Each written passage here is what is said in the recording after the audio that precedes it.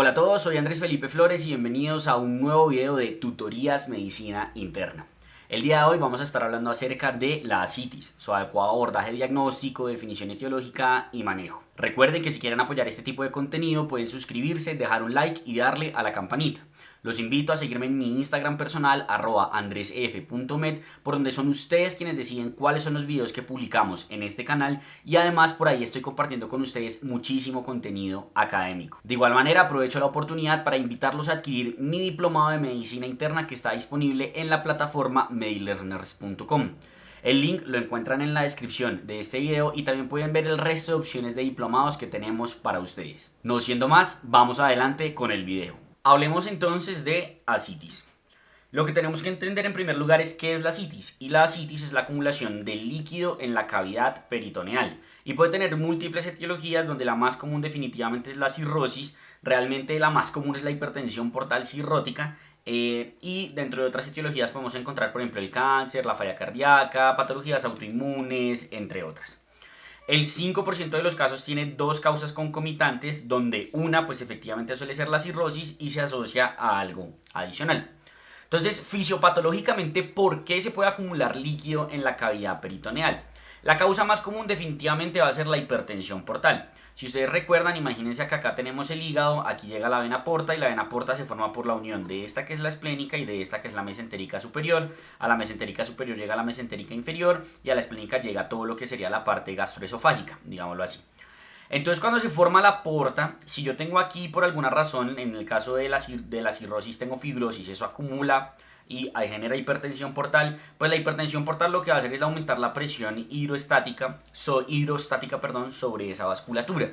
Adicionalmente va a generar hipoperfusión renal y la hipoperfusión renal va a generar sobreactivación del eje renina-angiotensina-aldosterona. Entonces la sobreactivación del eje, que genera aumento en la recaptación de agua, y el aumento en la presión hidrostática, todos van a contribuir a que el líquido salga hacia el espacio peritoneal. Y en ese escenario se desarrolla como tal la ascitis. Y esa sería como la fisiopatología.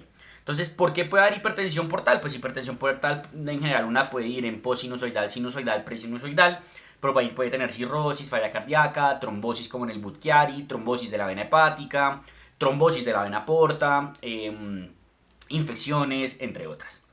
¿Qué otra etiología puede haber? Hipoalbuminemia. En el caso de la hipoalbuminemia, pues va a ser por la disminución de la presión oncótica, que maneja, pues digamos, como las proteínas a nivel de la sangre, y eso favorece también la extravasación. Entonces ahí puede haber, por ejemplo, nefrótico, malnutrición con el kwashiorkor y cosas por el estilo. Y la otra razón por la cual puede haber acumulación de líquido en la cavidad peritoneal, pues es la afección peritoneal primaria, en donde es propiamente el peritoneo el que está afectado, se inflama y produce líquido. ¿Dónde puede ocurrir eso? Carcinomatosis peritoneal como en la malignidad, infecciones como por ejemplo la peritonitis tuberculosa, autoinmunes como por ejemplo si uno tiene una peritonitis asociada a lupus, entre otras. Y existen otras ya más raras, como por ejemplo la citis quilosa, la citis pancreática, la citis mixedematosa, el hemoperitoneo, entre otras. En la cirrosis, como les dije, pues es la acumulación de tanto esta, digamos, como aumento en la presión hidrostática a nivel de la circulación portal, como lo que tiene que ver todo con la sobreactivación del eje renina-angiotensina-aldosterona, además de disfunción endotelial, entre muchas otras cosas, que llevan a vasodilatación esplácnica y sobreactivación del eje que generan como tal la ascitis. Entonces, como les dije, la causa más común definitivamente es la cirrosis en un 81%, y después tenemos el cáncer con un 10% con la carcinomatosis peritoneal, la falla cardíaca con un 3%, tuberculosis, diálisis, digamos, enfermedad pancreática y otras. Aquí podemos ver etiologías infecciosas, amebiasis, ascariasis, brucelosis, salmonelosis, causas hematológicas como amiloidosis, histiocytosis, linfoma y otras causas misceláneas como Crohn, endometriosis, linfangioliomatosis, mixedema, entre otras. Clínicamente, ¿cómo se va a presentar el paciente con ascitis? Pues se va a presentar con síntomas relacionados con distensión y disconfort abdominal. El paciente dice, se me está hinchando la barriga. Cuando es severa, la acumulación de líquido va a llevar hacia arriba el diafragma y por ende va a generar un efecto restrictivo sobre el adecuado, digamos, o sobre la adecuada expansión pulmonar, y eso puede generar disnea. Puede generar síndromes de respuesta inflamatoria sistémica si el paciente tiene peritonitis y según la etiología puede encontrar otros hallazgos. Si el paciente está cirrótico, puede tener encefalopatía, puede tener melenas por sangrado variceal, puede tener, no sé, que se está viendo amarillo y tener ictericia, entre otras. Si el paciente tiene falla cardíaca, puede tener ortopnea, disnea paroxística nocturna, entre otras. Si es asitis quilosa, el paciente puede tener esteatorrea y así sucesivamente. Los signos, en general, pues, ¿qué voy a encontrar yo? Matidez en los flancos, es decir, si yo cojo la barriga de un paciente y lo percuto aquí, versus si lo percuto acá, acá voy a encontrar mate, acá voy a encontrar mate y acá voy a encontrar timpánico. Matidez cambiante, que es una muy importante. La matidez cambiante básicamente es que uno le dice al paciente, por ejemplo, no sé, imagínense que tengo al paciente acá, ¿cierto? Y lo que les dije, le encuentro matidez acá, le encuentro matidez acá, pero acá está timpánico. Yo le digo al paciente, ¿sabe qué? Recuéstese sobre el lado derecho, sobre el lado izquierdo, perdón. Cuando él se recuesta sobre ese lado, la matidez queda aquí, pero aquí se vuelve timpánico, porque el líquido libre se movió para allá. Por el contrario, si yo digo al paciente, acuéstese hacia este lado, la matidez se va a acumular aquí y aquí ahora voy a empezar a tener timpánico porque el líquido libre se movió para allá. Eso es altamente sugestivo de asitis. La onda asítica, que cada vez es menos utilizada, requiere 2 personas, no tiene un buen rendimiento realmente. Y según etiología, pues también puedo encontrar signos. Puedo encontrar signos de hipertensión portal en la cirrosis. Entonces el paciente puede tener, no sé, cabeza de medusa, hemorroides, haber tenido hemorragia variceal. O puedo tener alteraciones relacionadas con déficit de síntesis. El paciente puede tener, por ejemplo, pues, los hallazgos de la encefalopatía, hallazgos de hipoalbuminemia, uñas de Terry, uñas de Muerque, etc. Y en el caso de la falla cardíaca, por ejemplo, puedo encontrar congestión. Y a nivel paraclínico, pues la alteración sí va a ser netamente dependiente de la etiología. Si el paciente está infectado, leucocitosis. Si tiene cirrosis o nefrótico, hipoalbuminemia. Si tiene falla cardíaca, un NT-proBNP elevadísimo. Y así sucesivamente. ¿Qué tan útil es realmente el examen físico? Cuando miramos, fíjense que en términos de sensibilidad, lo más sensible va a ser la matidez a nivel de los flancos, ¿cierto? Y en términos de especificidad, lo más específico va a ser la onda cítica.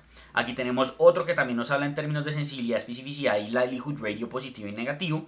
Y fíjense que el que tiene el likelihood ratio positivo más alto va a ser la onda cítica y el que tiene el likelihood ratio negativo más, pues digamos, alto realmente va a ser el de 0, sería como este, 0,2 a 0,6, que sería la matidez en los flancos y la matidez cambiante. Entonces, dentro de los que son más fáciles de realizar, fíjense que la matidez cambiante es el que más tiene un likelihood ratio positivo. Entonces, yo recomiendo mucho realmente, y el que más le enseño a mis estudiantes cuando estoy con ellos rotando es ese. ¿Cómo hacer entonces el abordaje diagnóstico? Si yo digo este paciente tiene asitis o parece que tiene asitis, uno puede hacer la sospecha diagnóstica con la clínica, pero la confirmación requiere ser imagenológica. Yo debo hacer una citis o una ecografía a la cabecera del paciente y ver que efectivamente haya líquido en la cavidad peritoneal. Usualmente, pues entonces la imagen de elección suele ser esa, la ecografía abdominal. Y conforme a eso yo puedo estadificar la citis. La asitis se estadifica o se gradúa en 3 grados. La grado 1 es aquella que solo se identifica por el ultrasonido. La grado 2 es aquella que la identifico tanto por el ultrasonido como por el examen físico. Y la grado 3 es aquella que genera una distensión abdominal marcada y que suele generar disconfort respiratorio o cosas por el estilo, que es la que previamente hablaban como asitis. Atención. ¿Por qué yo necesito la confirmación imagenológica? Porque evidentemente hay diversos diagnósticos diferenciales que debo de considerar, sobre todo la obesidad, quistes ováricos o mesentéricos, obstrucción intestinal o en general cualquier tipo de masa abdominal. Si yo confirmo la asitis, lo que sigue entonces es determinar por qué ese paciente tiene asitis.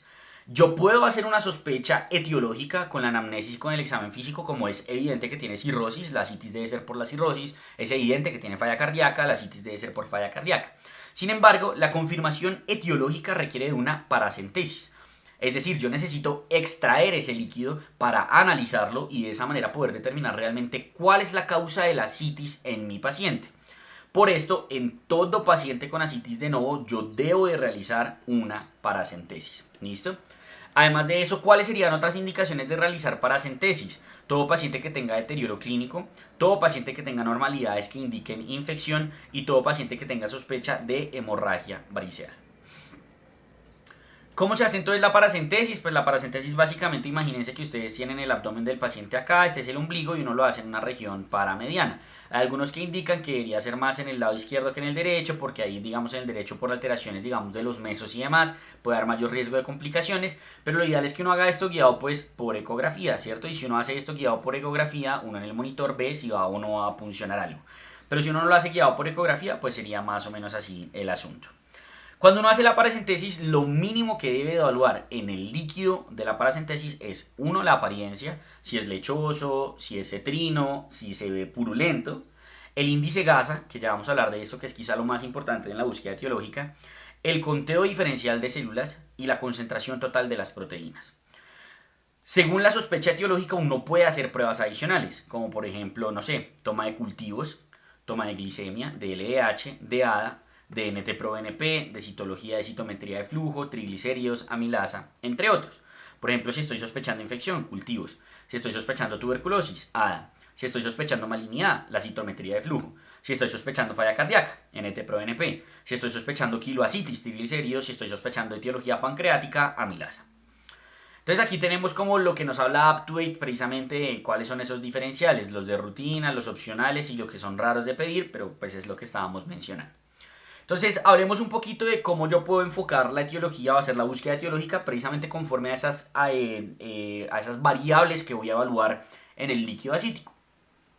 En cuanto a la apariencia, si es claro, me sugiere más una etiología hipertensiva, sobre todo cirrosis. Si es turbio, me sugiere una infección. Si es opaco, puede ser cirrosis con triglicéridos. Si es lechoso, me sugiere ascitis quilosa. Si es sanguinolento, me puede sugerir malignidad, como por ejemplo un hepatocarcinoma y tuberculosis, pero esto realmente en las dos etiologías no es lo más común. Lo más común es que haya sido una punción traumática, eso es lo primero que uno debe considerar y descartar.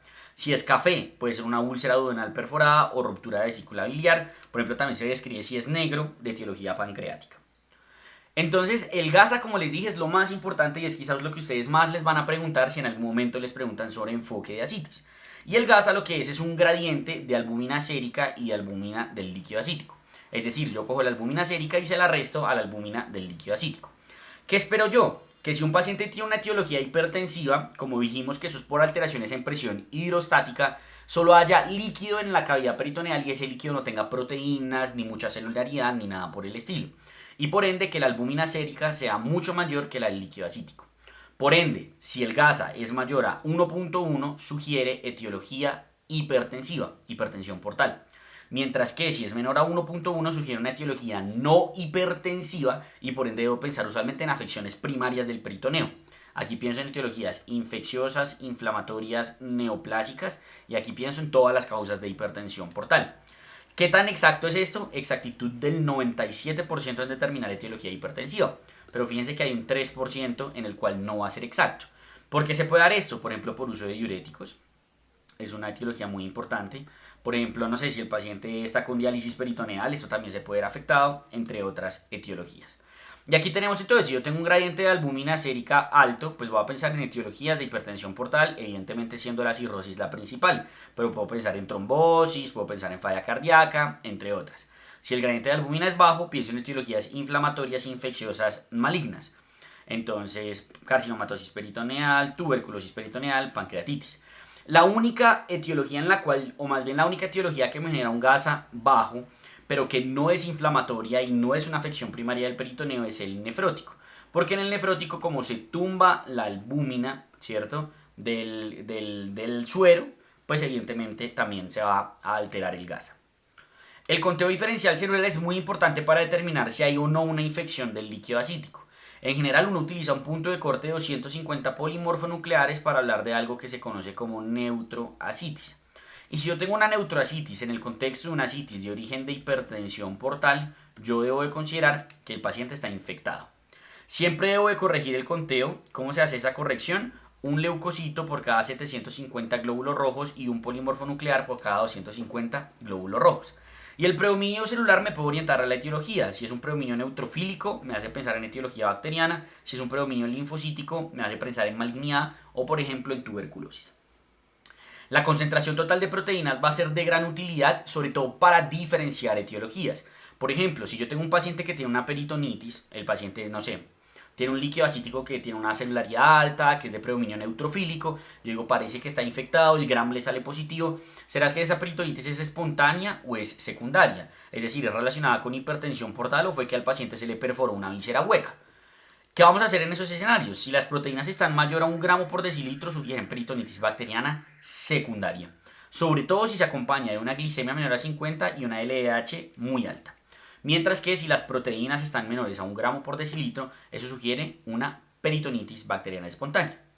Ahora, si tengo una citis de etiología hipertensiva y no me queda muy claro si es por falla cardíaca o cirrosis, cuando la concentración total de proteínas es mayor a 2.5 gramos por decilitro, sugiere falla cardíaca, y cuando es menor a 2.5 gramos por decilitro, sugiere cirrosis. Y recordar, si tiene un GASA menor a 1.1 con proteínas bajas, pensar en síndrome nefrótico y no en una etiología primaria peritoneal. Otras pruebas, la relación de LDH entre el líquido acítico y el suero, si es mayor a 1, sugiere producción de LDH en la cavidad peritoneal y por ende algo infeccioso, como perforación, tumor o afección primaria peritoneal. El Gram tiene un rendimiento muy malo, menor al 10%. La amilasa, si es mayor a 2000 con una relación acitis-suero mayor a 6, sugiere pancreatitis. Los triglicéridos mayores a 1000 sugieren kiloacitis. El BNP mayor a 364 sugiere falla cardíaca y menor a 182 descarta falla cardíaca. ¿Qué no medir? El pH no sirve, el lactato no sirve, la fibronectina no sirve, el colesterol sí es un poco discutible porque un colesterol en general mayor a 45 o mayor a 50 me habla de malignidad y eso ya está demostrado en algunos estudios, entonces ese sí digamos debería de considerarlo como algo que me podría dar información. Y este es un resumen que por lo menos nos da UpToDate de qué podemos hacer. Le hago la paracentesis a mi paciente y miro la apariencia. Si la apariencia me sugiere algo, como por ejemplo que es lechoso, le voy a pedir triglicéridos. Si es café, le voy a pedir por ejemplo bilirrubinas amilasa. Si es sanguinolento, voy a valorar. Y si no tiene nada, pues hago por ejemplo el conteo con las células. Dicen aquí, antes de hacer el gas. Usualmente uno hace primero el gas, pero digamos que ellos aquí primero usan las células. Si tiene más de 500 leucocitos, miran si el predominio es polimorfonuclear o no. Si el predominio es polimorfonuclear, miran el GASA. Si el GASA es mayor a 1.1, sugiere una etiología hipertensiva. Entonces, si tengo una hipertensión portal con celularidad de predominio neutrofílico, debo considerar peritonitis bacteriana espontánea. Mientras que si el GASA es bajo y tengo una celularidad de predominio neutrofílico, debo considerar peritonitis bacteriana secundaria. Otra opción sería ascitis de etiología pancreática. Si el predominio no es neutrofílico y tengo un GASA hipertensivo, debo de pensar, por ejemplo, carcinomatosis peritoneal o tuberculosis. Sobre todo si el GASA es no hipertensivo, ahí sí con mayor razón voy a pensar o tuberculosis o malignidad. Ahora, si no hay una celularidad importante, hay menos de 500 leucocitos, miro la cantidad de polimorfonucleares. Si es mayor a 250, me voy por lo que ya había hablado. Si es menor a 250, listo. No pienso en infección, no pienso en que haya una celularidad elevada y miro simplemente el GASA para enfocar. Si el GASA está menor a 1.1, las proteínas están bajas, no hay celularidad, eso es un nefrótico. Si está mayor a 1.1, o es falla cardíaca o es cirrosis y con la concentración total de proteínas puedo hacer la diferenciación. El tratamiento en general va a ser restricción de sodio, mantenimiento de una ingesta calórica adecuada, una adecuada ingesta de proteínas, inmunizaciones. Manejar la causa va a ser lo más importante y el manejo estándar digamos que es variable porque si bien aquí hablan de diurético y demás, eso va a depender de la etiología porque yo no voy a manejar una citis que tenga un GASA no hipertensivo y que la etiología sea por un cáncer en general con diuréticos, ¿cierto? Entonces digamos que uno tiene que valorar. Pero como definitivamente la causa más importante es la hipertensiva, vamos a hablar un poquito de cómo manejar la citis por hipertensión portal. Lo primero es hacer una restricción hídrica de menos de 1 litro de ingesta de agua al día y restricción de sal. ¿Listo? Algunos hablan de 5 gramos de sodio, pero en general 2 gramos de sodio, 5 gramos de sal. Evitar nefrotóxicos, porque entre más se afecta el riñón, más se va a sobreactivar el eje renina-angiotensina-aldosterona y por ende mayor riesgo de que el paciente haga citis. Voy a empezar manejo diurético. Y en el manejo diurético tengo dos opciones, la espironolactona y la furosemida. La espironolactona, como es un receptor o un antagonista del receptor mineralocorticoide, va a ser la primera línea de manejo en el paciente que solo tiene ascitis. Porque como la principal causa fisiopatológica de la ascitis es la sobreactivación del eje, más que realmente una sobrecarga de volumen, pues ese paciente si yo le bloqueo el eje, le mejoro la ascitis. ¿Cómo la voy a iniciar? La voy a iniciar a 100 miligramos y después la voy a ir titulando cada 72 horas 25 miligramos hasta una dosis máxima de 400. La furosemida por su parte, como ustedes saben, es un diurético de asa que bloquea el sodio potasio 2 cloruro lo voy a iniciar a dosis de 40 miligramos, lo voy a escalonar cada 24 horas 40 miligramos hasta una dosis total de 160. Y en general la voy a utilizar de entrada cuando el paciente tenga edema periférico o si solo tiene ascitis como segunda línea cuando la espironolactona no sea suficiente. ¿Por qué es importante esto? Porque se han dado cuenta que precisamente aquí hay digamos como un estudio que lo que hace es una diferenciación de hacer un inicio secuencial a un inicio combinado de diurético. Y fíjense que cuando uno utiliza digamos como el uso combinado de diurético, en general hay menos pacientes que presentan eventos adversos relacionados con el manejo diurético y que presentan, digamos, como falla terapéutica. Entonces, en general, uno lo suele combinar, pero recuerden que la primera línea es la espironolactona. Hay una duda muy grande de si el paciente que tiene ascitis uno debería quitarle o no el beta bloqueador, porque los pacientes con hipertensión portal, pues la primera línea de manejo en general es el beta bloqueador. ¿Por qué hacen esto? Porque resulta que asociaban los beta bloqueadores con mortalidad, con mayor riesgo de infecciones, entre otras cosas. ¿Qué se han dado cuenta? Que realmente no es el beta bloqueador, sino la presión arterial la que determina esto. Entonces, si yo tengo una presión arterial media por debajo de 65, ahí es donde no debería utilizar el beta bloqueador. Mientras que si es mayor a esto, definitivamente sí hay un beneficio en la mortalidad de los pacientes al utilizar el beta bloqueador. ¿Cuál es la meta entonces de descongestión? O yo cómo monitorizo que el paciente le está sirviendo lo que le estoy implementando. Debe bajar 1 kilo día si tiene edema periférico y 0.5 kilos días si solo tiene ascitis y no tiene edema periférico. Y si no mejora, yo tengo que saber como esas definiciones de, por ejemplo, ascitis resistente a diurético o ascitis intratable por diurético. Voy a entender ascitis resistente a diurético como aquella que llego a las dosis máximas del diurético, 400 de espiro, 160 de furo y no mejora. Intratable a diurético, aquella que no me permite llegar a las dosis máximas de diurético porque genera reacciones adversas relacionadas al medicamento.